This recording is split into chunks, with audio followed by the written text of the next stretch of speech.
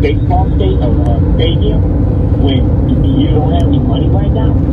And Jacob lady was like, I really don't know how to really explain that.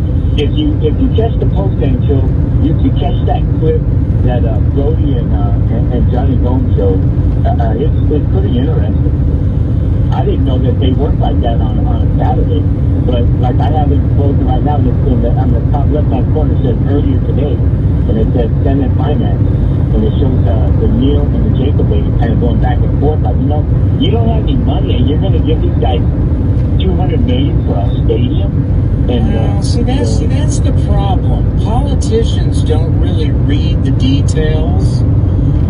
And the media, who doesn't want it to happen, they're not going to give you the details either. And I'm not trying to give any opinion here. I want no part of this until deals are done. But you're going to hear on sides that do not want this to happen, like they're acting like people in Nevada go to work and then money from their paycheck, taxes is coming. That's not how that's working. The taxes are being generated from the project. So that means this taxpayer money doesn't even exist right now for the taxpayers. And it has nothing to do with their schools, their fire departments, their police departments, their stuff. It has nothing to do with that. These are taxes that are created once the project is done, and taxes are created to the project, then that's where that's generated from. This is not taxes that are coming out of the taxpayers' pocketbooks. But people who are against, I'm just explaining. I have nothing to do with this. I'm not a politician. I'm not an economist. I've read up on this. I kind of, it's kind of how things were proposed here in some ways, and no one cared about it then. I'm just saying how things can get done is you have a project, you build it, there'll be tax revenue from that project, and that tax revenue project comes back to the people who are building the project. But it's going to be sold here, and even politicians don't get it. Clearly the politicians get it. Well, you've got these problems, so how are you going to do this? Well, that taxpayer money isn't here unless you build the project. Does that make sense? Yeah.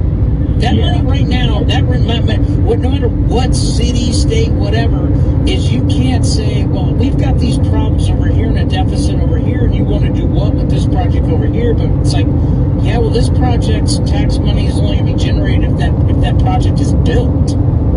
If that project is never built, that tax money never even exists. And for some reason, people have a hard time understanding that. Yeah, I just thought it was kind of interesting that, it seemed like, they have the agreement, and then, like, then all the stadium, the diagram all that stuff came out, and then, like, it's not like, I think we talked about last night, it's not a done deal. It's not a done deal at all. Everybody's, well, there's no done deal. It's so funny. There's no done deal anywhere. Do people really think the deal is done in Oakland? This deal is not even, it was never even close in Oakland. Oh, it's 90%. 90%, that means nothing. The deal is either 100% or it's not. The percentages are biased, and they're coming from sources that are biased. There's not a deal in Nevada, and there's not a deal in Oakland. So there's no deal anywhere. You want to talk facts? There's no deal anywhere. There's not a deal here or there. There's no deal anywhere that's done. So what happens if, let's say January 2024? What happens if they don't get a stadium, some type of deal, and that revenue sharing money, they don't get it? Technically, that's supposedly what's going to happen. But revenue, commissioners can do a lot of different things. So all that stuff, and nobody wants to admit it. But all that stuff is so far above everybody's pay grade, especially people in sports. People in sports really shouldn't, put it this way, and I hate to bring this up, and the only reason why I can't bring it up, because I dealt with this all with the Raiders. Everybody in the San Francisco Bay Area media You can go back and read all the articles. They're all still on there online. What people said on television, what people said on radio, and what people put in print. They all said Allegiant Stadium in Las Vegas wouldn't work, and it would be a disaster for Las Vegas. Go back and read it. For everybody who wants facts, they all said in the San Francisco Bay Area media it would be a horrible deal. An Allegiant Stadium in Las Vegas right now is the most profitable venue in the United States of America, and it's one of the most profitable venues in the world. When people in the Bay Area said it wouldn't work and it'd be a disaster, it's one of the most profitable in the world. And they've made so much money, they're not even using all the hotel tax money. So There's facts and there's spin. Facts, spin. I don't want to be a part of either of it. I just know that sports media people are not elected officials. Sports media people are what they are. And now we got all these people delving into, like, they think that are they looking at the devil? The devil's in the details, right? Are they looking at all the details? Do they know the details? The last thing I want to hear is sources. Sources are coming from places that everybody's trying to do what's best for them. But all I know is this: there's no deal. Can we both agree on this from a factual standpoint? Because we like to be factual in baseball, like we know. There's not a deal anywhere.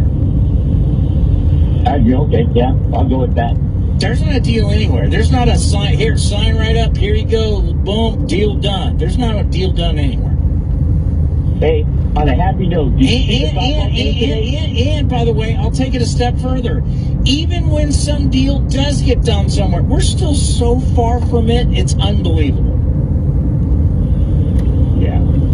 Hey, you see the softball game today? No, I've been here all day long. The 47-game winning streak was about to be ended. 2 outs in the top of the 7th, down 7-4. Down 0-2 in the count with 2 on. A 3-run homer by Kinsey Hansen tied the game for OU. They won it on a solo homer in the 9th. 48-game winning streak to go into the Women's College World Series. But that is unbelievable. For 47 straight wins. 48. Today was 48. That is unbelievable. Yeah, the college softball playoffs, it's a lot of fun to watch. Because to think that how great that streak is, because you just need one pitcher, and there's so many great softball pitchers in college softball. It just takes one great pitcher to have one night to shut you down, and the fact that they play in a great conference, and the fact that they've won 48 straight games is amazing. They were up 4-0. They gave up a 3-run homer and a 2-run homer. When they hit the 2-run homer, it was 5-4, and they said that's the first time anybody has scored 5 runs on them all season in 56 games. That's the most runs they had given up in a game this year. Oh yeah, you look at that college softball. You like power, and you like pitching and defense. They do it at such a high level. It's great. Hey, Joe, thank you for the phone call. I got to get out of here, but first, before I do that, I got to get to Road Trip Mike, who Road Trip. When we just talked to you, you were in South Dakota. You're now in Kentucky. Yes. Okay. Here, switch this off. You're what? Can you hear me? I got you, Road Trip. Go ahead. Okay. This will be one of the tougher phone calls because I want to answer a couple things from last night, and this will be the one time that I bring up the stadium anywhere. Okay, I get asked on the road all the time about the stadium, and I tell them the same thing. When the shovel hits the ground and starts digging up dirt, then I'll believe it. That's my only statement on it. And that's all you'll ever hear me say. The next thing I want to talk about is the person that said last night that he thought Tony Kemp quit. Tony Kemp will not quit anything. He's always going to be coming on. Now, the leadership. I am dying to see if Tony Kemp or somebody's going to take Ruiz and talk to him about swinging at the first pitch. He does it way too often. I want to see if one of the leaders are going to take Rooker into his arms and say, let's go look at videotape and see what you're doing, what's going on differently than it was earlier, and see if somebody has done it. And I'm darn sure when I get to Miami, I'm going to ask them if they're doing this with these guys. Because you know what? That's leadership. Right now, everybody's got the look in their eye like, I'm just trying to survive. And you know what? If you start helping the other guys, karma's going to come around, smack you in the face, and everything's going to turn around for you. And that's just my opinion of it. Well, I'm very curious when you get to Miami and you see the team and you get to talk to them, because you will talk to them. I'm curious what they're going to tell you. So am I, because I've been stewing on this for miles. How many states have you been stewing on this? About 6. I've covered 2,200 miles, and I only have 400 left to get to Atlanta to see Tinder tomorrow. And I have one more, and I was driving toward Kansas City. Every time I go to Kansas City, I do 2 things. I go to the Negro Hall of Fame, and I go to, it used to be Oklahoma Joe's, then it was Kansas City Joe's, now it's a Joe's. Barbecue and get barbecue. To me, the flat. So yes, the original Kansas City Joe's is actually a gas station with a restaurant in Kansas City. So it's a gas station with like a little restaurant in it, and yep. they have something that's called flash fried ribs.